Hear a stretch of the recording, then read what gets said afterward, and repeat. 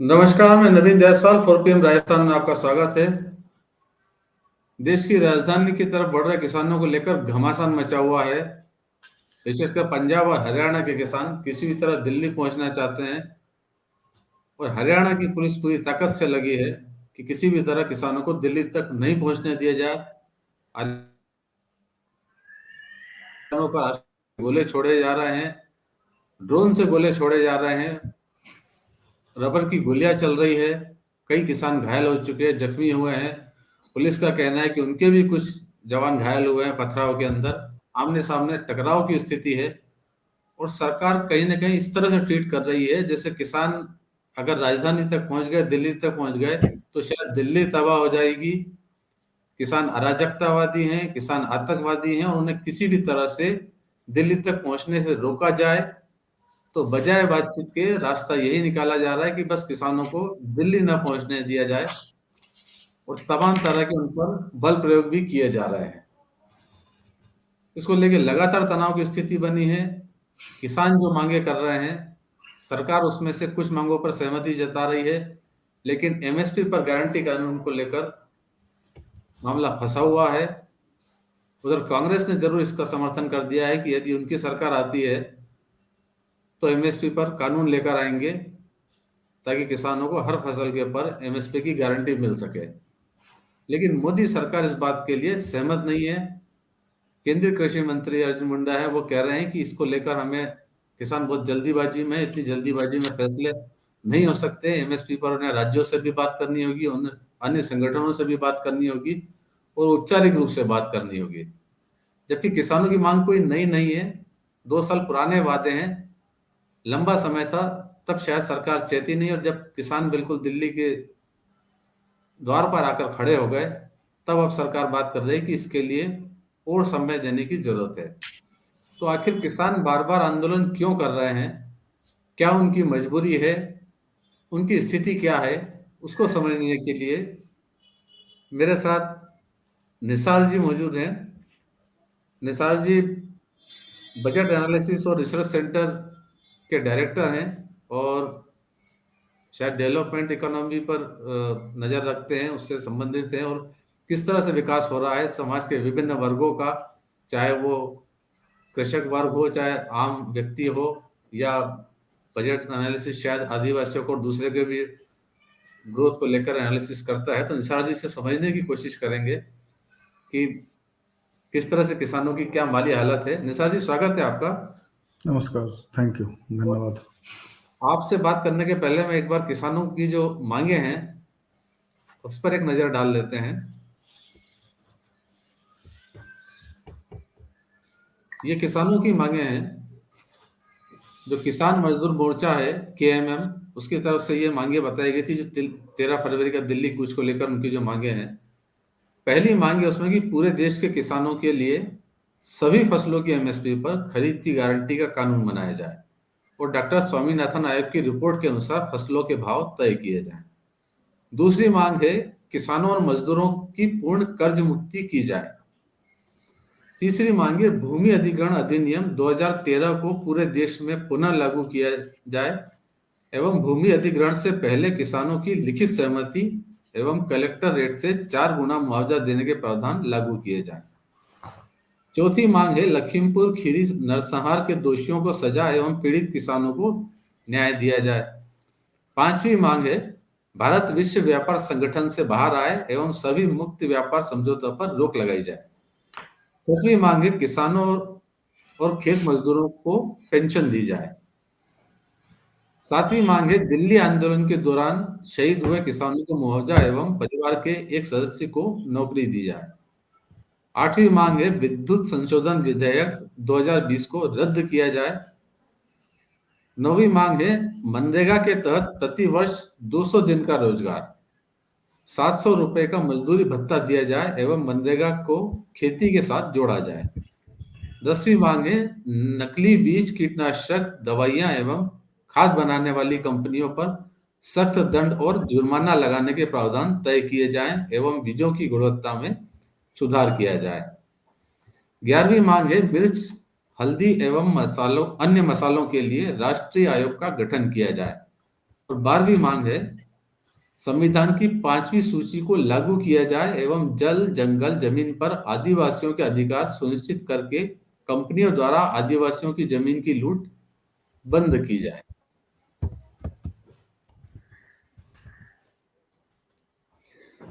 ये वो 12 मांगे हैं। और सरकार का दावा है कि जो उनकी चंडीगढ़ में किसानों के साथ बातचीत हुई है, उसके अंदर लगभग 10 मांगों पर वो सहमत हैं, जिस पर आगे बढ़ा जा सकता है। लेकिन एमएसपी पर बात फंसी हुई है। निसार जी, आपने भी ये मांगे सुनी, आपको लगता है इसमें से क्या व्यवहारिक है? इसके ऊपर आपकी क्या राय है? और ये जो मांगे हैं किसानों किसानों की या किसान संगठन की, तो ये इस पे आधारित है कि उनकी जो परिस्थितियां हैं, उनमें उनको लगता है कि ये सारी मांगे, जैसे एमएसपी का कानून बनाने से ही अ, एक रास्ता निकलेगा। क्योंकि किसान का जो सबसे बड़ा समस्या है कि वो अगर उसका फसल उत्पादन अगर अपने ज़रूरत से ज़्यादा है, तो वो उसको कैसे बेचे, कहाँ बेचे और किस रेट पे बेचे। क्योंकि जब फसल कटता है अ, तब तो उस समय फसल का दाम बहुत कम होते हैं, तो वो एक बड़ी समस्या होती है। तो इसलिए उनको ये लगता, और चूंकि अभी खेती एक महंगा चीज़ हो गया है, मतलब उसमें किसान की मजदूरी के अलावा और जो मजदूर रखते हैं उसके अलावा उनको काफ़ी इनपुट्स जो लगाने होते हैं, खाद, बीज, ट्रैक्टर का किराया, तो कई सारे खर्च होते हैं। तो कीटनाशक, तो वो एक खेती एक महंगी चीज़ हो गई है और उसका उस तरह से आ नहीं पाता है उनको, तो वो उसकी कीमत उस तरह से नहीं मिल पाती है, तो वो एक बड़ी समस्या है। तो इसमें इसलिए किसानों को इस तरह की मांग करते हैं। एमएसपी एक व्यवस्था बनाई गई है कि उनको एक कम से कम मिनिमम सपोर्ट प्राइस उनको मिल सके। तो ये इसलिए है क्योंकि इसलिए उनको लगता है कि एमएसपी वाला अगर सब, क्योंकि अभी तो सबको उसका फायदा मिलता नहीं है एमएसपी का, तो सबको फायदा मिले, कानूनी एक बैकअप हो इसको, तो उनका फायदा हो सकता है।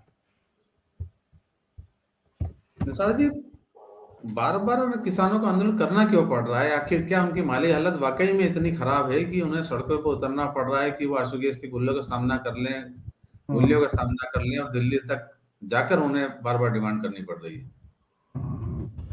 इसमें सर स्थिति इसमें ये है कि जो किसान की जो आय है वो उस तरह से नहीं बढ़ रही है जैसे बाकी चीज़ें बढ़ रही, बाकी चीज़ों की आय की महंगाई बढ़ रही है। और अगर कुछ एक दो सेक्टर की छोड़ें की सोचें तो उनकी आय बढ़ रही होगी, तो उस तरह से नहीं बढ़ रही है। देखिए, सीधी बात यह है कि अभी कृषि जो है वो कुल जीडीपी का 15-17% हिस्सा कृषि से आता है, जबकि जो निसार जी, मैं माफ कीजिए, एक मिनट आपको बीच में दूंगा। थोड़ा सा आपका कैमरा एडजस्ट कर लीजिए। आप बीच में साइड में हो जाते हैं और आप थोड़ा सा आगे बढ़ते। हाँ जी, हाँ हाँ, बताइए। तो और उस पे आधी से ज़्यादा आबादी उस पे निर्भर है। मतलब कई स्टडीज़ हैं जो बता रहे हैं कि आधे लोग उस पे निर्भर है। परिवार, काफ़ी परिवार ग्रामीण क्षेत्रों के आधे से ज़्यादा परिवार ही हो जाएंगे जो उस पे निर्भर है। तो 15%, 17% जो जीडीपी में हिस्सा है उस क्षेत्र पे, उस गतिविधि पे इतने ज़्यादा लोग निर्भर हैं, तो जाहिर है कि उस क्षेत्र की स्थिति तो अच्छी नहीं है। ऊपर से जो ज़्यादातर किसान छोटे किसान हैं, और उनको उनकी आय सिर्फ कृषि से उनका काम नहीं चल पाता है, उनको दूसरे स्रोत देखने पड़ते हैं, जिसमें एक बड़ा चीज़ है, महत्वपूर्ण चीज़ है, वो है पशुपालन। लेकिन उसके अलावा भी उनको ग्रामीण क्षेत्रों में मजदूरी और दूसरे आय के साधन में देखने पड़ते हैं। तो जो जो जैसे सरकार का एक सिचुएशन एनालिसिस स्टडी हुआ था, उसने बताया कि जो बड़े किसान हैं वो ज़्यादा, उनकी निर्भरता जो खेती से आय है उस पर ज़्यादा है, जबकि जो जो छोटे किसान हैं उनकी निर्भरता जो है वो सिर्फ खेती की आय से उनका काम नहीं चल पाता है, और उनको जो है कि अपना ये दूसरे दूसरे चीज़ें उसमें लगानी पड़ती हैं। तो इसलिए, और जो बड़े किसान हैं उनके भी मतलब देखें अगर, तो अम, उन उन उन उनका भी लागत के तुलना में, जैसे अगर वो देखते हैं तो उनको लगता है कि उनकी आय कम है। तो ये है। दूसरी स्थिति ये है कि किसान जो हैं, इस इन सब के कारण किसान कर्ज में रहते हैं डूबे हुए। 50% से ज़्यादा किसानों का मतलब पे कर्ज है, और छोटे किसानों पे ज़्यादा कर्ज है। और वो कर्ज उसी अध्ययन में ये बताता है कि जैसे 40 से 50% जो हैं छोटे किसान और मझोले किसान, और उनके 50% से ज़्यादा जो एग्रीकल्चरल हाउस होल्ड है, जो कृषि पे निर्भर हाउस होल्ड है, उन पे लोन है। और ये लोन 2,70,000 से लेके और 10 लाख तक भी है। तो इसलिए वो जो उनको उनकी ये दूसरी स्थिति ये है कि वो हमेशा लोन में रहते हैं। तो ये इसलिए ये बार बार ये नौबत आती है, क्योंकि कृषि पे जो निर्भरता है और कृषि से जो आय है, वो दोनों में बहुत बृहद अंतर है। निसार जी, अभी आप बता रहे थे कि किसानों की आय शायद उस रफ्तार से नहीं बढ़ी है जितनी रफ्तार से दूसरों की आय बढ़ी है देश के अंदर। तो ये क्या हम्म। मामला है, किसान क्यों पिछड़ रहे हैं और कितनी आय है उनकी अभी? तो जैसे अगर 2012-13 से 2018-19 के बीच का जो एक आंकड़ा है नेशनल सैंपल सर्वे का, उसके हिसाब से किसानों की आय जो है वो लगभग 30% बढ़ी है इस पीरियड में, मतलब 12-13 से लेके 18-19 तक। तो आप बोल सकते हैं 6 साल में, है ना।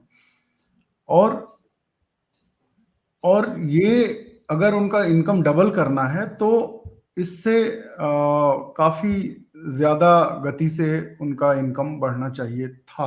एनुअली हर साल 10% बढ़ना चाहिए।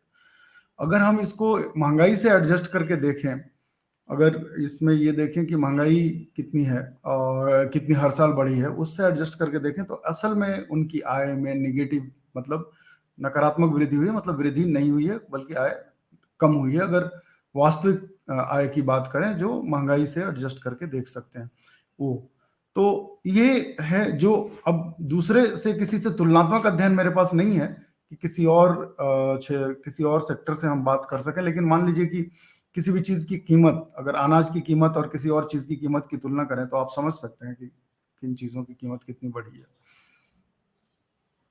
मेरा सवाल फिर से, शायद आपके पास उतने आंकड़े नहीं है, पर मैं एक बार फिर भी समझना चाह रहा हूँ कि अगर आपके पास कोई जानकारी है तो आप बता दें कि देश में प्रति व्यक्ति जो आय बढ़ी है उसके मुकाबले ये पूरे देश पर लागू होता है, हर नागरिक के लिए है, या सिर्फ एग्रीकल्चर सेक्टर के लिए, किसानों के लिए, कि उनकी आय 30% बढ़ी है 6 सालों के अंदर, और महंगाई से अगर तुलना की जाए तो हकीकत यह है कि किसानों की आय घटी है। तो क्या पूरे देश में भी यही हालत है या सिर्फ किसानों के लिए हालत है?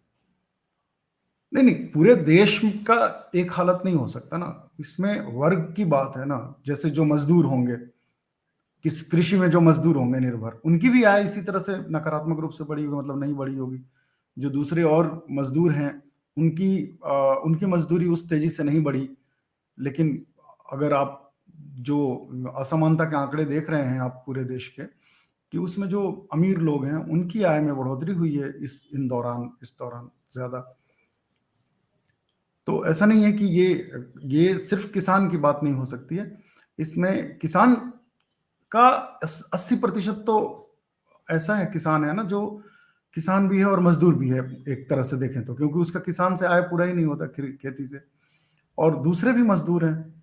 तो उन सबकी जो जो कमजोर वर्ग है, जो आर्थिक रूप से कमजोर वर्ग है, उसकी स्थिति मोर और लेस ऐसी ही होगी, अगर उनके सही आंकड़े हमारे पास उपलब्ध मतलब आप ये कहना चाह रहे हैं कि जो इनइक्वालिटी की बात करते हैं, कि हो। असमानता की बात करते हैं, आर्थिक असमानता, कि कुछ वर्ग की आय अच्छी बढ़ रही है, कुछ वर्ग बहुत पीछे है, किसान शायद उसमें हाँ हाँ, शामिल है। ये तो असमानता के सारे आंकड़े यही दिखाते हैं जी। कि अमीर अमीर हो रहा है और गरीब होता जा रहा है। हाँ, जैसे ये किसान वाला जो आंकड़ा है वो यही दिखा रहा है कि वो तो उनकी आय तो कम हुई, जबकि उनकी आय मतलब और उसका कारण आप समझ सकते हैं, क्योंकि वो जो इनपुट कॉस्ट है उनके वो ज़्यादा हैं, और वो जो अनाज या उत्पाद जो है उनका उतना खर्चा, उतना आय नहीं है, उतना बिक्री से दर नहीं मिलता है। एक इकोनॉमी में ग्रोथ की बात होती है कि भारत की इकोनॉमी बहुत अच्छे से ग्रो कर रही है और शायद दुनिया के तमाम देशों में टॉप स्थिति के अंदर है, जहां भारत इकोनॉमी, जो देश की इकोनॉमी ग्रो कर रही है।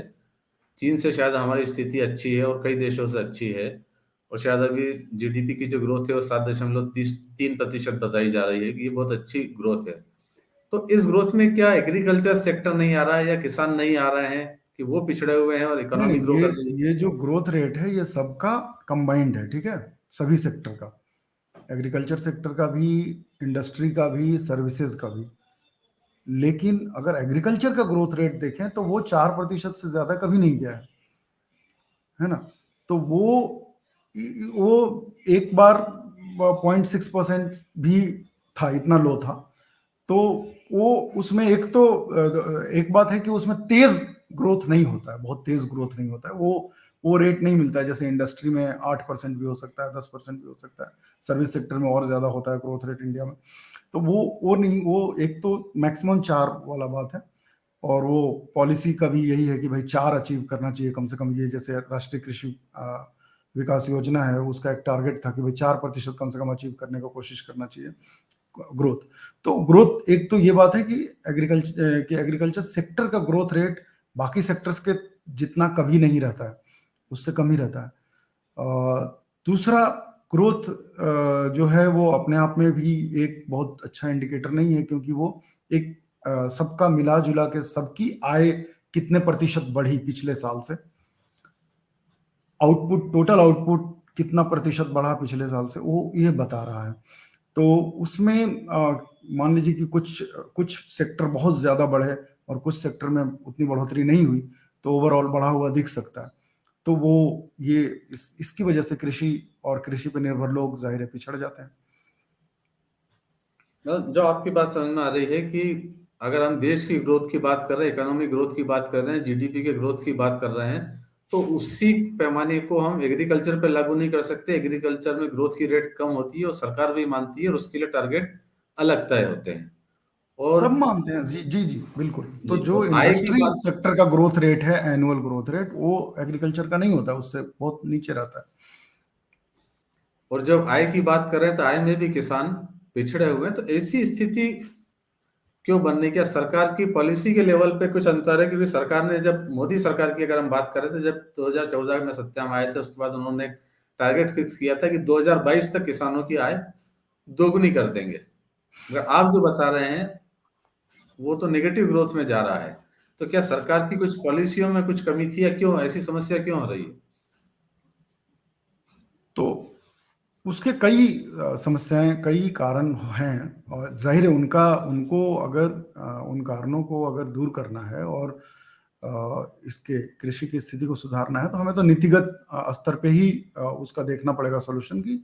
उसके लिए वैसी नीतियां बनाई जाएं जिससे वो सोल्यूशन हो सके। लेकिन जो कारण है उसके, एक तो ये है कि किसान का जो उत्पाद है वो एक कच्चा माल है, और वो उसका रख रखाव और काफ़ी सारे उसमें मसले हैं।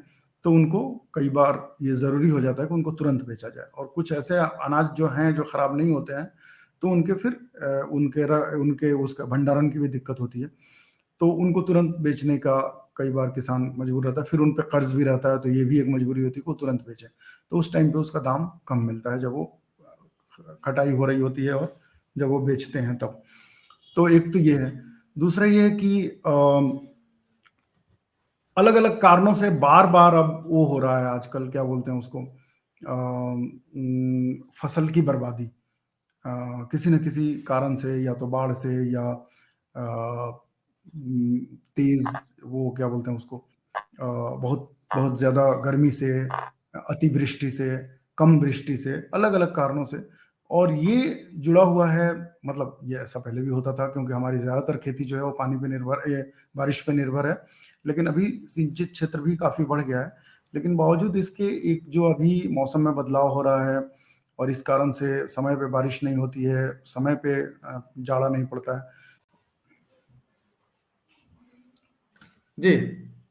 सर मैं ये कह रहा था कि ये जो आय कम होने के किसान के जो कारण हैं वो कई सारे हैं। एक तो ये है कि उनकी कुछ हद तक मजबूरी होती है, क्योंकि उनकी जो फसल है, उनका जो उत्पाद है वो ऐसा नहीं है जिसको लंबे समय तक रखा जा सके, विशेषकर से सब्जियां वगैरह।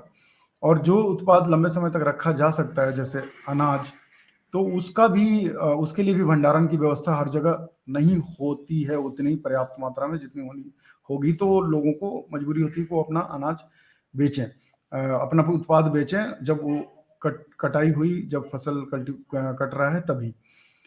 दूसरा बात यह है कि जो मौसम का बदलाव जो हो रहा है अभी, देश में अधिकतर जो खेती है वो बारिश पे निर्भर है आज भी, ये सच्चाई है।